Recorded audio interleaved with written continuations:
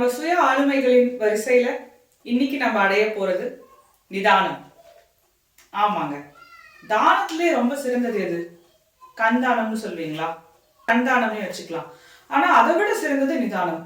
உதாரணத்திற்கு ஒருத்தர் கார்ல போயிட்டு இருக்காரு ஒரு இடத்துக்கு. அவர் அருவியில இன்னும் 25 நிமிஷம் தான் இருக்கு அப்படிங்கிறாங்க. அவர் உடனே அவரோட மணிக்காட்டியில நேரத்தை பாக்குறாரு. மணி 8:30 ஆயிடுச்சு. ஆல்ரெடி ஏற்கனவே 8:30 ஆயிடுச்சு. இன்னும் 25 நிமிஷத்துல போகணும் அப்படிங்கிற அந்த படபடப்பு அவருக்கு வந்துருது. பாக்குறதுக்கு வேற ரோடு ஒரே கூட்டமா இருக்கு. அந்த கூட்ட நெரிசல்ல, அந்த டிராபிக் நெரிசல்ல அவரால் என்ன பண்றதுன்னே முடியல. ரொம்ப டென்ஷன் ஆகி ரொம்ப படபடத்து போய் ஒழுங்கா வண்டி ஓட்டாம இப்படி இப்படி போடுறது, கீரை ஒழுங்கா மாத்தாம அந்த மாதிரி பண்றதுனால ஒரு விபத்து ஏற்பட்டு அவர் மருத்துவமனையில சேர்க்கப்படுறாரு. அதாவது அவர் நிலையை அவர் இழந்துடுறாரு. ஸோ நிதானத்தை இழந்தவர் நிலையை இழந்தவர் அப்படின்னு சொல்லுவாங்க இல்லையா? அவர் நிலையை அவர் இழந்ததுனால அந்த மாதிரி மருத்துவமனையில சேர்க்கிற அளவுக்கு ஆயிடுச்சு.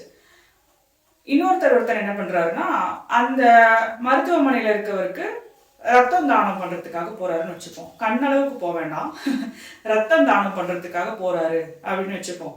அவர் ஒரு ஓட்டுநர் போட்டுட்டு போறாரு. அவருக்கும் கிட்டத்தட்ட அதே சூழ்நிலை தான். அவர் 9:30 மணிக்கு போய் ரத்தம் கொடுக்கணும். அவர் மணிக்காட்டியில மணி 9ன்னு காட்டுது.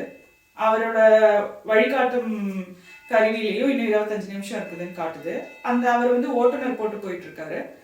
அந்த ஓட்டுநர் கிட்ட அவர் நானும் ஒன்றும் பதட்டப்படலை, முடிஞ்ச வரைக்கும் பார்த்து போங்க, நமக்கு இன்னும் 25 நிமிஷம் இருக்கு அப்படிங்கிறாரு.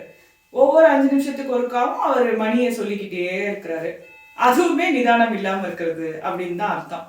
ஐயோ, அவர் உயிரை காப்பாத்துறதுக்காக தான் அவ்வளோ டென்ஷன் ஆகுறாரு அப்படின்ட்டு அவரை நம்ம பெருமையாகவும் நினைச்சுக்கலாம். நான் வேண்டான்னு சொல்லலை.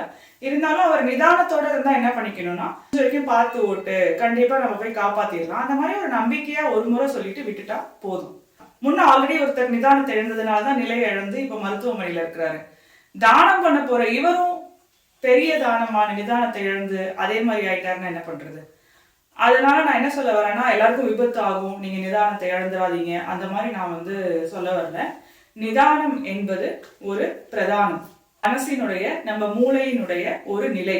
அந்த நிதானமான நிலையில இருந்தாதான் நாம நம்ம வாழ்க்கைக்கு தேவையான, நாம வாழ்க்கையில நமக்கு மகிழ்ச்சியான ஒரு சூழ்நிலையோ இல்ல ஒரு உயர்நிலையோ அடையறதுக்கான நல்ல நல்ல முடிவுகளை நம்ம எடுக்க முடியும். அந்த நிதானத்தை தான் நாம அடைய வேண்டும் அப்படின்னு நான் சொல்றேன். அதனால நம்ம அந்த நிதானத்தை நாம பயிற்சி பண்ணி, நம்ம எந்த சூழ்நிலையில இருந்தாலும் நம்ம எடுத்து வைக்கிற ஒவ்வொரு அடியிலையும் நம்ம நிதானமா யோசிச்சு நல்லா ஒரு முடிவை எடுத்து நாம நம்மளோட பிரதானத்தை அடையறதுக்காக போவோம். நிதானமே பிரதானம்.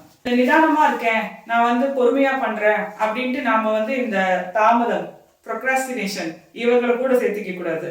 எது நிதானம் எது தாமதம் அப்படின்னு அறிஞ்சு நடந்துக்கணும். அதுக்குதான் நாம நம்மளோட அறிவின் ஆற்றலை அறிந்து கொள்ள போகிறோம். நிதானமே பிரதானம் அப்படின்னு சொல்ற அந்த பிரதானம் தான் நான் கிரேட்டர் குட் அப்படின்னு சொல்லிட்டு இருக்கேன். அதாவது ஒரு உயரிய நிலை, நம்ம என்ன ஆகணும்னு ஆசைப்படுறோமோ அந்த மாதிரியான ஒரு உயரிய நிலை. அந்த மாதிரி நிலையை நம்ம அடைஞ்சோம்னா அந்த பாதையிலையும் சரி, அந்த பாதையில நம்ம நிதானமா மேற்கொள்ற ஒவ்வொரு அடியிலையும் சரி, வர இன்னல்கள் நன்மைகள் எல்லாமே நமக்கு எப்படி இருக்கும் அப்படின்னு பாத்தீங்கன்னா பேரின்பமா இருக்கும்.